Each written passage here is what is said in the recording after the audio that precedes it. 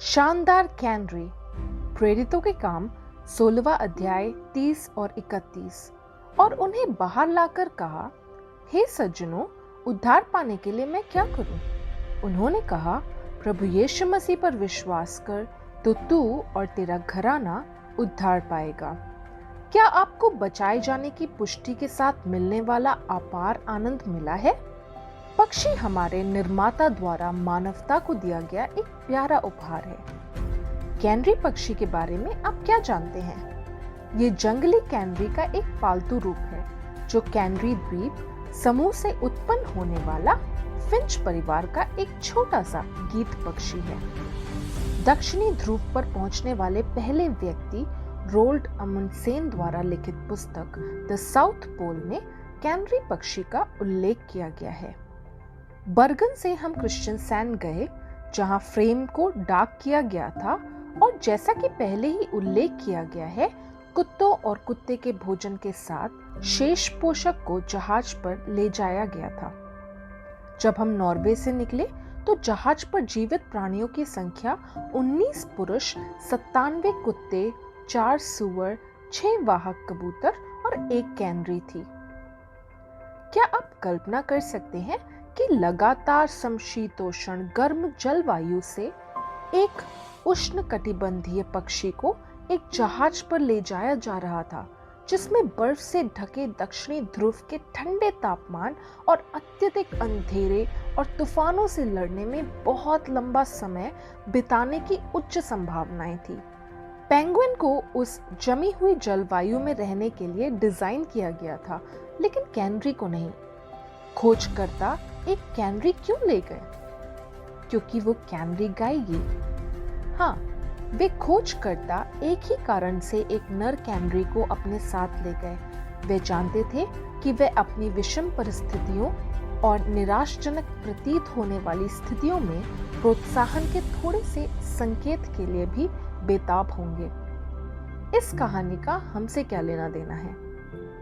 उपरोक्त प्रश्न के उत्तर में देखें कि कैसे पवित्र आत्मा ईसाइयों को उनकी बाहरी परिस्थितियों से परेशान हुए बिना दैनिक जीवन में चलने की आज्ञा देती है। पहला थिस्सलुनीकियों 5 का 16 से 18। सदा आनंदित रहो, निरंतर प्रार्थना में लगे रहो, हर बात में धन्यवाद करो, क्योंकि तुम्हारे लिए मसीह यीशु में परमेश्वर की यही इच्छा है। ईसाई को जीवन की हर परिस्थिति में ईश्वर की स्तुति गाने की अलौकिक क्षमता दी जाती है, चाहे वो अत्यधिक दर्द का सामना कर रहा हो या जीवन के सबसे मधुर आशीषों का आनंद ले रहा हो। परमेश्वर कभी भी कोई ऐसी आज्ञा नहीं देता जिसके लिए वो पहले उसका पालन करने की शक्ति ना दे। ये अनुच्छेद हमें हमेशा आनंदित रहने, बिना रुके प्रार्थना करने में सक्षम होने और हर चीज में धन्यवाद देने में सक्षम होने के लिए पवित्र आत्मा की असीमित शक्ति का लाभ उठाने का आदेश देता है। जब हम ऐसा करते हैं तो हम आश्वस्त हो सकते हैं कि हम परमेश्वर की इच्छा के केंद्र में हैं। हालांकि हमें ये याद रखने की आवश्यकता है कि अधिकांश सत्य उन पक्षियों की तरह है जिन्हें उड़ने के लिए दोनों पंखों की आवश्यकता होती है। इस सत्य के 2 पंख हैं जो इसे उचित परिप्रेक्ष्य देते हैं और ऊंची उड़ान में रखते हैं।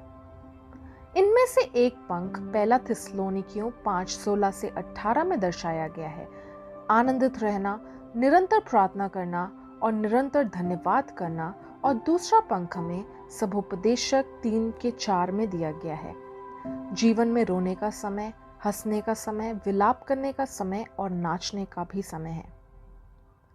सभोपदेशक 3 अध्याय 1 से लेकर 4। हर एक बात का एक अवसर और प्रत्येक काम का जो आकाश के नीचे होता है एक समय है।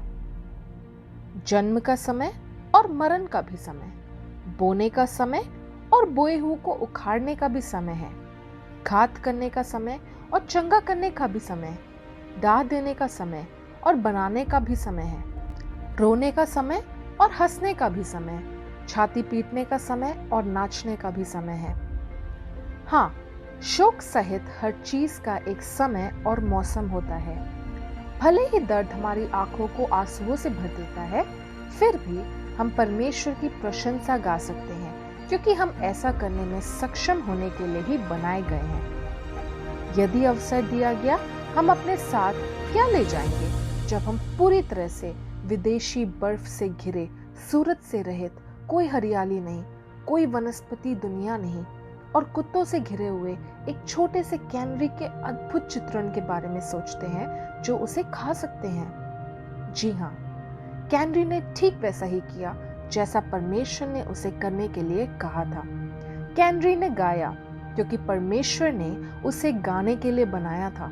उसने गाया और हताश पुरुषों को प्रोत्साहित किया जो परमेश्वर की समानता में बनाए गए थे और जिन्हें अनंत आत्माएं प्राप्त थी। परमेश्वर ने कृतज्ञ ईसाइयों को भी उसकी आराधना करने के लिए बनाया।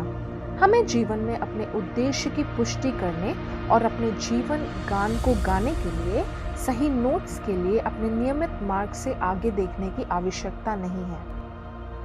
हमेशा आनंदित रहें, निरंतर प्रार्थना में लगे रहें, हर चीज में धन्यवाद दें। हम क्या गाते हैं? कैनरी की तरह हम अपने सृष्टिकर्ता की स्तुति लोगों के सामने हर दिन, हर अवसर पर और हर तरह से उनके लिए यीशु मसीह के प्रेम के बारे में बताकर गा सकते हैं।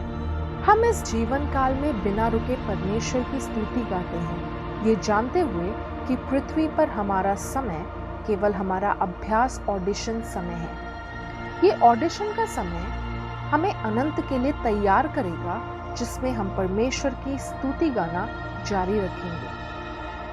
जब हम यहाँ 10,000 साल से हैं, सूरज की तरह उज्जवल चमकते हुए, हमारे पास परमेश्वर की स्तुति गाने के लिए दिन से कम नहीं है जब हमने पहली बार शुरुआत की थी। क्या आप कल्पना कर सकते हैं कि एक परमेश्वर इतना महान है कि वो एक छोटा तुच्छ प्रतीत होने वाला पक्षी बनाएगा जो अपनी मानव सृष्टि को केवल गाकर खुश और प्रोत्साहन देगा? सचमुच क्या ये परमेश्वर के अत्यधिक अद्भुत अनुग्रह का एक अविश्वसनीय उदाहरण नहीं है? क्या यीशु हमारे लिए अपने प्रेम के एकमात्र प्रमाण के रूप में केवल कैनरी को बनाकर रुक गए? नहीं, बिल्कुल नहीं। यीशु हमारे विकल्प के रूप में हमारे पापों के लिए उचित दंड का भुगतान करते हुए क्रूस पर मृत्यु तक चले गए ताकि हम स्वर्ग में उनके साथ अनंत जीवन का आनंद ले सकें। यीशु मसीह का प्रेम इतना अनमोल है कि इसे किसी एक हृदय में समाहित नहीं किया जा सकता। इसे साझा करना चाहिए। इस वर्ष के शेष भाग में आप ऐसे बहुत से लोगों से मिलेंगे जो बहुत थके हुए हैं और पाप और निराशा के बोझ से बहने वाले हैं। जिन लोगों को आप और मैं ये प्रेम की कहानी सुनाते हैं, उन्हें खुद को यीशु को समर्पित करने और फिर थक कर उनके फैले हुए हाथों में गिर जाने की एक निष्ठ इच्छा के अलावा और कुछ नहीं लाना होगा। मत्ती रचित सुसमाचार 11 का 28 से 30। हे सब परिश्रम करने वालों और बोझ से दबे हुए लोगों, मेरे पास आओ, मैं तुम्हें विश्राम दूंगा। मेरा जुआ अपने ऊपर उठा लो और मुझसे सीखो, क्योंकि मैं नम्र और मन में दीन हूँ, और तुम अपने मन में विश्राम पाओगे, क्योंकि मेरा जुआ सहज और मेरा बोझ हल्का है।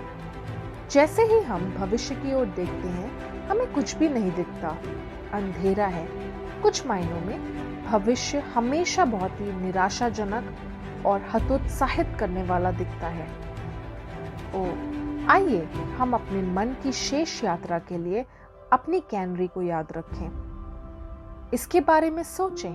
हमारा भविष्य ज्यादातर जमे हुए कठोर बर्फ से भरे, बेजान और अंधेरे से भरे दक्षिण बाग की तरह दिखता है, परंतु रोल्ड अमुंडसेन और उनके दल को ले जाने वाला फ्रेम भी परमेश्वर की ओर से उनके लिए दिए हुए एक छोटा सा उपहार ही था। एक अकेली कैनरी जिसे एक काम करने के लिए बनाया गया था। बहुत अच्छी तरह से गाओ और गाओ, उसने किया। इस छोटे कैनरी की तरह हम भी इस दुनिया में बहुत महत्वहीन लगते हैं, लेकिन परमेश्वर की नजर में ऐसा नहीं है। क्यों? क्योंकि उसने हमें एक अद्वितीय प्राणी के रूप में बनाया है। इस पृथ्वी पर हमारे जैसा कोई नहीं है, ना कभी था, ना ही होगा। परमेश्वर ने हमें एक विशेष गीत गाने के लिए बनाया है, जिसे केवल हम अकेले अपने अद्वितीय व्यक्तित्व के साथ गाने में सक्षम हैं।